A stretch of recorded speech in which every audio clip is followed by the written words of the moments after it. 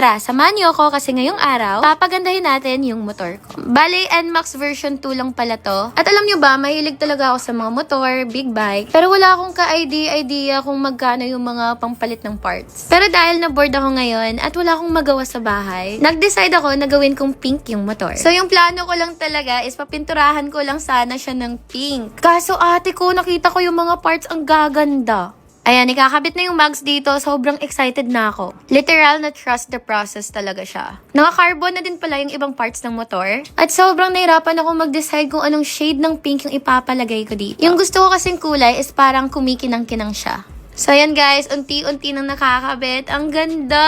Very girly talaga siya. At parang di ako nakontento, dinagdagan ko pa talaga. Kasi naganda na ako sa kulay. So ayan guys, kinabit na yung radiator cover at yung side mirror. So yung eto guys, papalitan lang yan ng silver. At ayan guys, bigla nila pag ni kuya yung CVT cover. Wala, nabudol na naman ako. Sobrang nagandaan kami dito nung nakita namin. At soundcheck muna sa Boom X5.